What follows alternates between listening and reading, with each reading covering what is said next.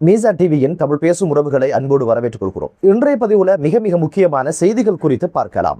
மத போதகர்கள் போதைப்பொருள் கடத்துவதற்கு மூளையாக செயற்பட்ட மற்றொரு தேரர் அதிரடியாக கைது செய்யப்பட்ட சம்பவம் பெரும் பரபரப்பை ஏற்படுத்தியிருக்கு. திரைப்பட பாணியில எம்பி அர்ஜுன் அவர்களுடைய சண்டை காட்சி படமாக்கப்பட்டது மிகப்பெரிய வைரலாக மாறியிருக்கு என்ற பல்வேறு செய்திகள் தான் இன்றைய பதிவு. முழு நாட்டையும் மிகப்பெரிய ஒரு அதிர்ச்சிக்கு உள்ளாக்கின சம்பவம் தான் 110 கோடிக்கும் அதிகமான பொறுமதி கொண்ட குஷ் போதைப் பொருளை 22 தேரர்கள் கடத்தி வந்த சூழல்ல அதிரடியாக உளவு தகவலுக்கு அமைய கட்டுநாயக்க விமான நிலையத்தில் வச்சு கைது செய்யப்பட்ட சம்பவம் நீங்க அறிஞ்சிருப்பீங்க. இந்த ஒரு சம்பவத்துக்கு பின்புலமாக இருந்து மூளையாக செயற்பட்டு இவர்களெல்லாம் ஒருங்கிணைத்து திட்டமிட்டு இந்த ஒரு விஷயத்தை செய்ததாக சந்தேகிக்கப்பட்ட மற்றும் ஒரு மிக முக்கியமான ஒரு தேரரை கம்பஹா மீகாவத்த போதைப்பொருள் தடுப்பு பிரிவினர்கள் கைது செய்த சம்பவம் மேலும் பரபரப்பை ஏற்படுத்தியிருக்கு. இலங்கை வரலாறுல அதிகூடிய பெறுமதியிலான குஷ் போதைப்பொருள் ஒரு விமான நிலையத்துல எமது விமான நிலையத்துல இதுதான் முதல் தடவையாக கைப்பற்றப்பட்டதும் கைது செய்யப்பட்ட சம்பவமும் பதிவானது. இதுக்கு பின்னால இருந்து செயற்பட்டு இவர்களை ஒருங்கிணைத்து இவர்களுக்கான அனைத்து விடயங்களை செய்ததாக சந்தேகிக்கப்படுகின்ற மற்றொரு தேரர் கைது செய்யப்பட்டதுதான் இந்த கேஸ்ல இப்போது மிகப்பெரிய ஒரு திருப்பு முனையாக அமைஞ்சிருக்கு. இவங்களை எப்படி ஒருங்கிணைத்தாங்க, எப்படி இந்த பயணங்கள் திட்டமிடப்பட்டது, இந்த பயணங்கள் எப்படி நடந்து முடிஞ்சது அப்படின்றது இப்போது கொஞ்சம் கொஞ்சமாக விசாரணையில தெரிய வந்திருக்கு.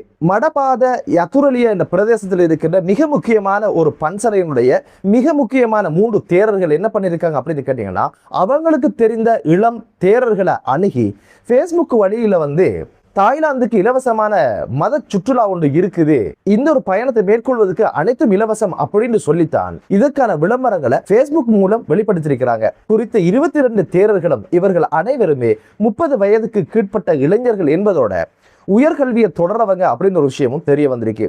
இப்படி இவர்கள் நினைத்து கொண்டுதான் தாய்லாந்துக்கான பயணங்களை மேற்கொண்டிருக்காங்க. இவங்களுக்கு சொல்லப்பட்ட விஷயம் என்ன அப்படின்னு பாத்தீங்கன்னா, இந்த பயணத்தை நீங்க மேற்கொள்றதோட அங்க இருக்கின்ற கணவந்தர்கள் இங்க இருக்கின்ற ஏழை பாடசாலை மாணவர்களுக்கு பாடசாலை உபகரணங்களை தருவாங்க, அதை நீங்க இங்க கொடுத்துடணும் அப்படின்னு ஒரு விஷயமும் சொல்லப்பட்டிருக்கு. பரவாயில்ல, இலவசமாக ஒரு மத சுற்றுலா தானே, தாய்லாந்து தானே, பெய்த்து வரலாம், ஒரு பௌத்த நாடு தானே அப்படின்னு சொல்லித்தான் இதுல பல பேர் இணைஞ்சிருக்கிறாங்க. ஒன்று நன்றி மனப்பாங்கோட அவங்க தார அந்த பெகேஜையும் இங்க கொடுத்துடலாம் அப்படின்னு மனோநிலையில தான் இவங்க அங்கு போனதாகவும், இந்த பெட்டியை கொடுக்கும் பொழுது பரவாயில்ல, நம்மளை இவ்வளவு தூரம் கொண்டு போய் இவ்வளவு செலவழிச்சிருக்கிறாங்களே அப்படின்னு அடிப்படையில ஒரு நம்பகத்தன்மை இருந்ததுனால அது பற்றிய சந்தேகம் வலுக்காமலே அவங்க அந்த பயணத்தை தொடர்ந்ததாக இப்போது அதில் சிக்கி கொண்ட சில தேரர்கள் வாக்குமூலம் கொடுத்திருக்கிறாங்க. இவர்கள் இவ்வாறு 3 நாள் சுற்றுப்பயணத்தை மேற்கொண்டு நாடு திரும்புகின்ற இந்த சூழல்ல தான் முன்கூட்டியே விமான நிலையத்தில் இருக்கின்ற போதைப்பொருள் தடுப்பு பிரிவினருக்கு கிடைத்த ரகசிய தகவலுக்கு இணங்கத்தான் இவர்களை உடனடியாக நிறுத்தி சோதனையிட ஆரம்பிச்சாங்க. சோதனை இட்டதெல்லாம் மிக சூட்சமான முறையில இந்த போதைப் பொருட்கள் மறைக்கப்பட்ட சம்பவம் தெரிய வந்திருக்கு. உடனடியாக இவர்கள் அனைவரையும் கைது செய்து விசாரணையை மேற்கொண்டாங்க.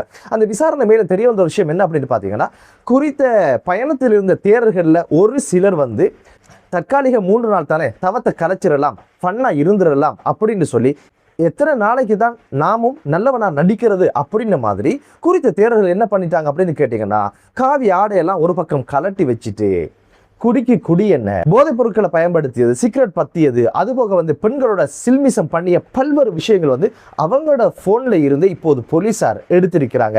இந்த ஒரு விஷயமும் மிகப்பெரிய ஒரு பேசுபொருளாக மாறி இருக்கு. குறித்த தேரர்கள்ல ஒரு சிலர் கடந்த மாதம் 12 பேரோடு தாய்லாந்துக்கு பயணமாகி இது போன்ற ஒரு விஜயத்தை மேற்கொண்டதாகவும், வருகின்ற மாதம் இன்னொரு குழு இப்படியான ஒரு பயணத்தை மேற்கொள்வதற்கான திட்டமிடலும் இருந்ததாக விசாரணையில தெரிய வந்திருக்கு. மத போதனையை ஒரு பக்கம் வச்சுட்டு இப்ப போதைப் பொருளை கடத்துகின்ற பணியில இப்போது இந்த தேரர்கள் இணைந்து கொண்டதுதான் மிகப்பெரிய ஒரு சிக்கலை தோற்றுவிச்சிருக்கு. அரசு ஒரு பக்கம் போதைப் பொருளை நிறுத்தணும் அப்படின்னு மிகப்பெரிய ஒரு திட்டத்தை வகுத்திருக்கு. அந்த திட்டத்துல மத போதகர்களுடைய பங்களிப்பும் இருக்கணும், அதுக்கான குழுக்களையும் அரசு தெரிவு செய்து இப்போது அதற்கு எதிரான பல்வேறு நடவடிக்கைகளை எடுத்து வருகின்ற இந்த சூழல்ல தான் இந்த தேரர்கள் இப்படியான ஒரு விஷயத்தை செய்தது இப்போது மிகப்பெரிய ஒரு அதிர்வலையை ஏற்படுத்தியிருக்கு. இந்த ஒரு செய்தி குறித்து இருவகையான மனோநிலை இருக்கிறத பார்க்க முடியுது. ஒன்று திட்டமிட்டு இந்த தேரர்கள் இதை செஞ்சிருக்கிறாங்க அப்படின்னு சொல்லி தேரர்களை கழுவி ஊத்துகின்ற சூழ்நிலையும் உருவாகி இருக்குது. அது போக இல்ல, இதுல ஒரு சிலர் தான் சம்பந்தப்பட்டிருக்கிறாங்க, ஏனைய தேரர்கள் அப்பாவித்தனமா இதுல சிக்கி கொண்டாங்க, திட்டமிட்டு செய்யப்பட்ட ஒரு விடயம் அப்படின்னு ஒரு விஷயமும் பேசப்படுது. இது குறித்து ஞானசார தேரர் அவங்க என்ன சொன்னாங்க அப்படின்னு கேட்டீங்கன்னா, தேரர்கள் போதைப் பொருளை கடத்தினாங்க அப்படின்னு சொல்லாதங்க, காவி ஆடை அணிந்தவர்கள் கடத்திருக்காங்க அப்படின்னு சொல்லுங்க அப்படின்னு சொன்னது மட்டுமல்லாம இவர்களுக்கு ஆசாபாசங்கள் இருக்குது அப்படின்னு சொன்னதோட காக்கி சட்டையை பயன்படுத்தி போலீஸ் அதிகாரிகளை பெரும்பெரும் தவறுகள் செய்ததெல்லாம் நாங்க பார்த்திருக்கோம் இல்லையா? இப்படித்தான் அவ்வப்போது இப்படியான சம்பவங்களும் நடக்கும். என்னதான் இருந்தாலும் குற்றவாளிகளுக்கு தண்டனை கொடுக்கணும் அப்படின்ற ஒரு விஷயத்த சொல்லியிருக்கிறாரு. அவருடைய கருத்தின் அடிப்படையில போதைப் பொருளை கடத்துவதற்கு முன்னால தேரர்கள் கடத்திட்டு அவங்க காவி ஆடை அணிஞ்சவங்க. இனவாதம் பேசுவதற்கு முன்னால தேரர்கள் இனவாதம் பேச ஆரம்பிச்சுட்டா அவங்க காவி ஆடை அணிந்தவர்கள் மட்டுமே என்ற வாதமும் என்ற கருத்தும் இதுக்கு ஒத்து போகுமா அப்படின்ற கேள்வியும் எழ ஆரம்பிச்சிருக்கு. இங்கு தேரர்களை மட்டும் தேர்ந்தெடுத்ததுக்கான காரணம் என்ன அப்படின்னு பாத்தீங்கன்னா, தேரர்களை இந்த நாட்டில் யாருமே பாரிய அளவுல பரிசோதனைக்கு உட்படுத்துறது இல்லை. இந்த ஒரு விஷயத்தை சாதகமாக பயன்படுத்தி தான் தேரர்களை இலக்கு வைத்து ஆசை வார்த்தை காட்டி இப்படி இந்த இள வயதினுடைய தேரர்களை இலக்கு வைத்து இப்படி இவங்களை பயணிக்க வச்சுதான் இந்த ஒரு விஷயத்தை செய்திருக்கலாம். இது ஒரு திட்டமிட்ட சதி அப்படின்ற ஒரு விஷயத்துக்கான சந்தேகமும் வலுக்க ஆரம்பிச்சிருக்கு. சிறிய ஒரு தொகையில ஒரு போதைப் பொருளை கொண்டு வந்திருந்தா நம்புவதற்கான வாய்ப்பு இருக்கு. ஆனா 110 கிலோகிராம் என்பதே இப்போதைக்கு இலங்கை வரலாறுல விமான நிலையத்தினூடாக இவ்வாறான ஒரு தொகை கடத்தப்படல அப்படின்றது தெரியறதுனால இதுக்கு பின்னால மிகப்பெரிய ஒரு நெட்வொர்க் இருப்பதற்கான வாய்ப்பு இருக்கு. எனவே திட்டமிட்டு ஒரு சில தேரர்கள் இவங்களை சிக்க வச்சிருக்கிறாங்க அப்படின்ற ஒரு விஷயம் தான் வலுக்குது. என்னதான் இருந்தாலும் பௌத்த மதத்தை பொறுத்த வகையில இந்த தேரர்களை வணங்குகின்ற இந்த சூழல்ல இப்படியான ஒரு விஷயத்தை இவங்க செஞ்சாங்க அப்படின்ற ஒரு விஷயத்துல மிகப்பெரிய ஆத்திரமும் மிகப்பெரிய ஒரு அவமானமும் அந்த மக்களுக்கு இருக்கும் என்பதுல சந்தேகம் கிடையாது.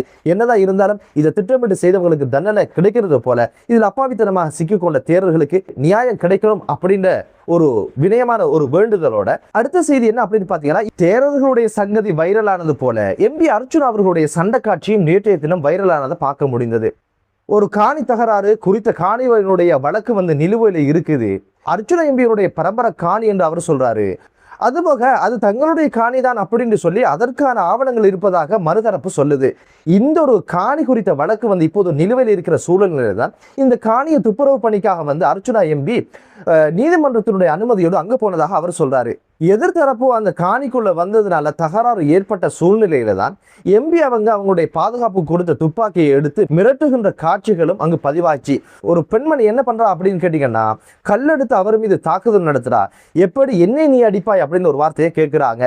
உண்மையிலே அர்ச்சுனா எம்பி அடிச்சாங்களா இல்லையா என்பது தெரியல. பெண்ணை நோக்கி துப்பாக்கியை நீட்டி சுடுவேன் அப்படின்னு ஒரு மிரட்டலையும் விட்டிருந்த காட்சிகளும் அங்கு பதிவாகி இருந்தது. என்னதான் இருந்தாலும் ஒரு தகராறின் போது துப்பாக்கியை காட்டி மிரட்டுவது என்பது அங்கீகரிக்க முடியாத ஒரு விஷயம். தனது பாதுகாப்புக்காகத்தான் துப்பாக்கி எடுத்ததாகவும் யாரையும் சுடணும் அப்படின்ற இலக்கு தனக்கு இல்லை அப்படின்னு ஒரு விஷயத்தின் பிறகு அர்ச்சுனா எம்பி ஒரு பதிவில் சொல்லி இருந்தாங்க.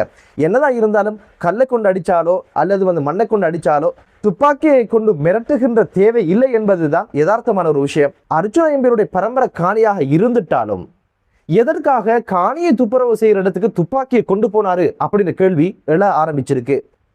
அர்ச்சுனா எம்பி என்ன பண்ணிருக்கணும் அப்படின்னு கேட்டீங்கன்னா, பிரச்சனை வரும் அப்படின்னு இருந்தா உடனடியாக பாதுகாப்பு துறையினுடைய உதவியோடு அந்த காணியை துப்புரவு செய்கின்ற பணியை அவர் செய்திருக்கலாம். பிரச்சனை அப்படின்னா அது சண்டை சச்சரவாக மாறுகின்ற பொழுதும் உணர்ச்சி வசப்பட்டு கையில் இருக்கின்ற துப்பாக்கியால் துப்பாக்கி பிரயோகம் கூட செய்வதற்கான வாய்ப்புகள் உண்டு. இப்படியான ஒரு அசம்பாவிதம் நடந்திருந்தால் நிச்சயமாக இது மிகப்பெரிய ஒரு சிக்கலை அர்ச்சுனா எம்பிக்கு உண்டு பண்ணிருக்கும். என்னதான் இருந்தால் மக்கள் பிரதிநிதியாக இருந்த அர்ச்சுனா எம்பி மக்களோட நடந்து கொண்டது இப்போது பல்வேறு விமர்சனங்களை உண்டு பண்ணிருக்கு. இதுக்கு பிறகு என்னதான் நியாயங்கள் சொன்னாலும் அந்த நியாயங்களை மக்கள் ஏற்றுக்கொள்வதாக இல்லை. என்னதான் இருந்தாலும் சட்டத்தினூடாக அணுக வேண்டிய பொறுப்பு மக்கள் பிரதிநிதிக்கும் இருக்கு, மக்களுக்கும் இருக்கு. வன்முறைகள் என்பதும் சண்டை சச்சரவு என்பதும் தவிர்க்கப்பட வேண்டிய விடயம். எனவே இது குறித்த பல்வேறு விமர்சனங்கள் இப்போது முன்வைக்கப்படுது.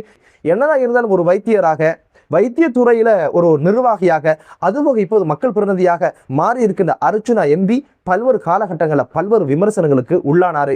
என்னதான் இருந்தாலும் இது அவருடைய தனிப்பட்ட வாழ்க்கை என்று சொல்வதற்கு இல்லை. இவர் ஒரு மக்கள் பிரதிநிதி, மக்களுக்கு முன்மாதிரியாக இருக்க வேண்டியவர், உரிமைகளை பெற்றுக்கொள்வது போல மக்களுடைய உரிமைகளை பெற்றுக் கொடுக்கிறவர், நின்று நிதானமாக சிந்தித்து செயல்பட வேண்டிய கட்டாயமும் காலத்தின் தேவையும் இருப்பதனால இது போன்ற இடங்கள்ல நிதானமாக அர்ச்சுனா எம்பி நடந்து கொள்ளணும் அப்படின்னு ஒரு வினயமான ஒரு வேண்டுதலோடு போதை இல்லாத ஆயுதம் இல்லாத ஒரு நாடும் தேசமும் உருவாகட்டும் என்ற பிரார்த்தனையோடு மற்றொரு காணொலியில் உங்கள் அனைவரையும் சந்திக்கும் வரை விடைபெறுகிறேன். நன்றி.